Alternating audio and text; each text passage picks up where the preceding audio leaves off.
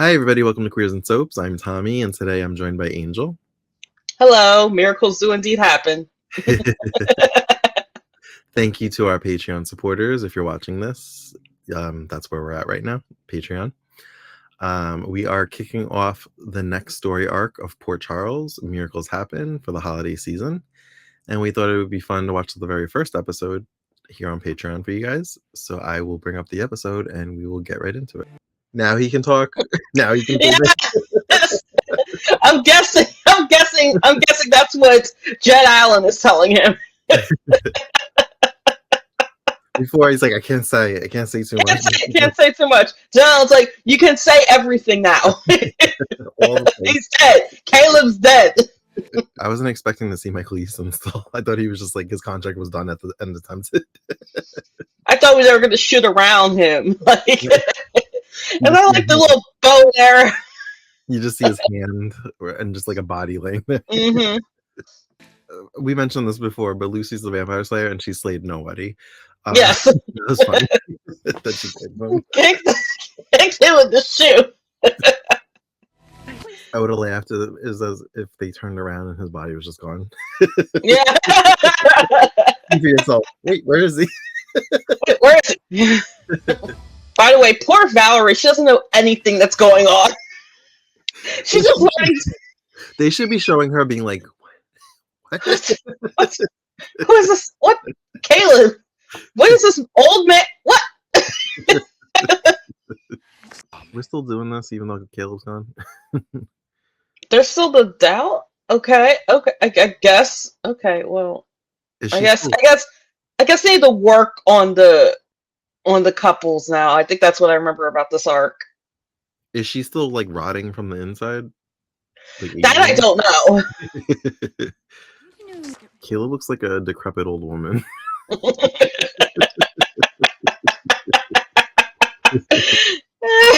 surprised the announcer didn't come up and say the role of Caleb is not being played by a decrepit old woman. Jamal. Valerie who? Check. Seriously, bitch. Like his girlfriend is there. She's like, hey, come on, remember me? It's like, remember me? And then poor Rafe is like, oh, I want her. Don't worry, Rafe, you'll get her. I know it doesn't make sense and it would probably be bad for the couples, but like I low-key kind of ship like a sexual relationship between Jack and Lucy. They do have chemistry. In this moment of them like having this connection and that's why they hugged, I'm just like, yeah. Yeah. Fine. I would have liked it if I know they like said Michael and Caleb were the same person. But I would have liked it if he would have just like turned back into Michael so they could have kept him around. I mean, I know he comes back, but like yeah. But then nobody would have believed that he was Michael. Yeah. Of everything. He traveled in time to make sure you exist. He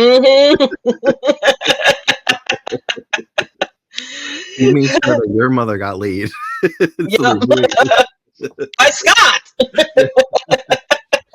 I know, like, this is a Christmas arc, so it's supposed to be like happy, but like if it was a normal time of year, I feel like Lucy would have ended up pregnant from Ian. Yeah. Honey, you just plunged an arrow into Caleb's chest after helping him for months. That's not something you can just shrug off. I don't want to talk about it. That wouldn't be me. I would laugh when he gave that line. Kudos to John Lindstrom because that's a hell of a line. Livy, you just plunged the. See, I can't even say it. I wonder how these actors reacted when they first read the scripts and they were vampires. Were they just like, what? What is this? Okay, fine, we'll do it. Like book somewhere else. Do you think it was a retcon, or do you think they were like, we'll save that explanation for the next arc? Oh yeah, that's a good point. Maybe they did do an explanation. Huh. I almost want to go back to that episode where the drink gets spilled to see if we see anything written on the napkin. Yeah, me too. Hug her. Like, like, he's still pissed. What about his ring? Is it still on him? Like, where's the ring? Yeah, where's the ring? He probably was wearing it. Yeah. It's just sunrise. They were out all night. Yeah. Okay, one of them danced on his grave. No? Okay. I guided your people without telling them what to do. Oh, hey. But follow the rules. Hey, Jed.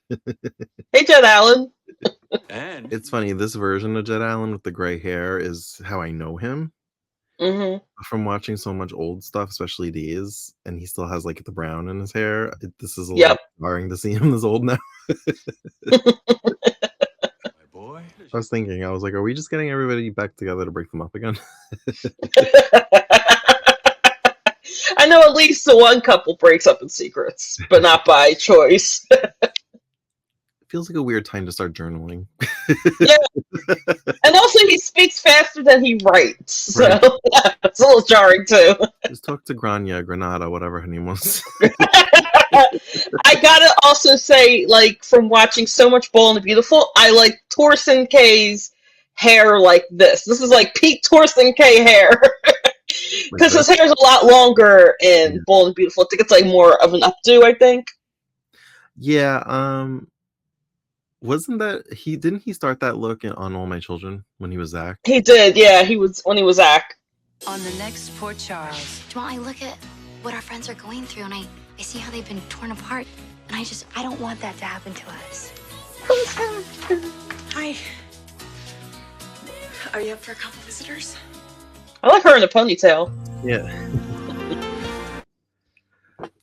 I already feel a vibe shift, and I already enjoyed just that one episode more than I did. Yes. You know, it would have been perfect if, like, the Tempted building, like, the Tempted sign, like, just fell. Like, the sign on Tempted just fell. Be like, this is not Tempted anymore. If they have the budget, it would be funny if it just went up in flames and then it was just... flames, yeah.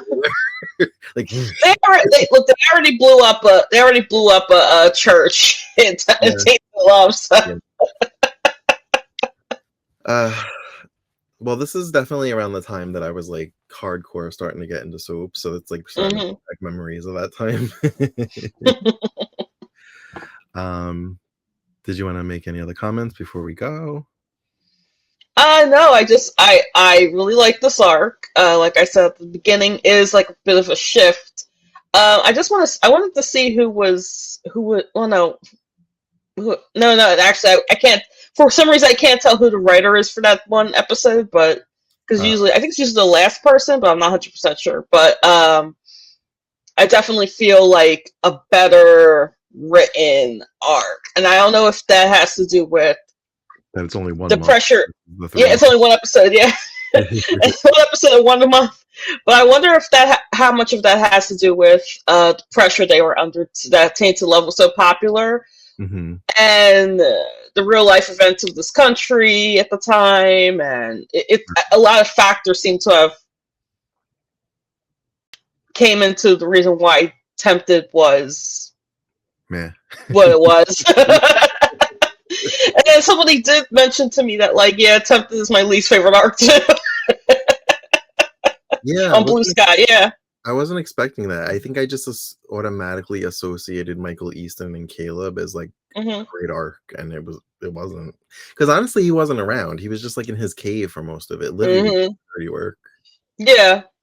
So maybe if he had been more integrated and was like messing with everybody on his own, it would have been better. Yeah.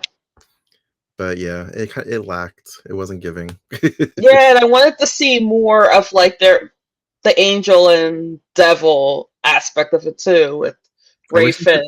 I wish they would have gave Rafe wings so we could see. Yes! Give Rafe wings! Oh, something I was thinking about.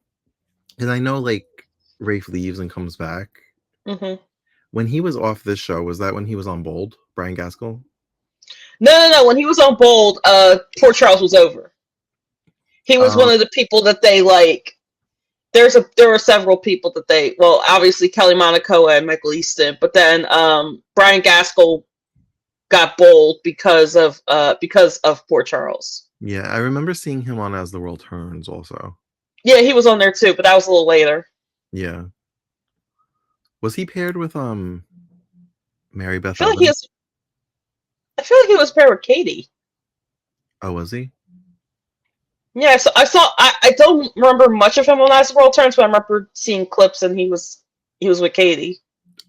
A few years ago, I had gone back to As the World Turns to see when Van Hansis first started, to kind of see the coming out story, and he was on it still, Brian Gaskell. And I want to say it was either Judy Evans or Mary Beth Evans. One of them was on it also. I don't remember which one. Oh, they were both on there at some point. Mary Beth was Sierra, Lucinda's daughter, and then Judy Evans was like a bit character. Also, when they were Sarah Joy Brown was on it. I was like, what? Yeah, so when I watched it live, kind of sort of live, because like, you know, I had school and everything like that. And there was also a character named Julia, played by Annie Parisi from Law and Order. I think SVU, I want to say. Okay. I know she was on one of the Law and Orders. But then, like, literally a year later, they had another Julia, not a recast. It was just somebody with the same name. Oh. Played by Sarah Joy Brown. Oh, okay. Yeah, I didn't know she was on there. I was like, what are you doing here? Yeah, she was on. Yeah, she was on there right before she was on B&B. Didn't she come back to General Hospital first and then go to B&B? I feel like the timeline would have been a little right. Yeah, I think she did Claudia, then she did Aggie. She did Claudia, and then she did Aggie. Yeah, I hated that name. And then she was Madison on Days. She was Madison. Yeah, she went through all of the soaps, actually, most of the soaps. Yeah, she was on Y&R, which I would love for her to be on Y&R. She would be a good fit for Y&R. Should be perfect for Y&R, but I don't think that's going to happen. I mean, she could come on Beyond the Gates. Yes.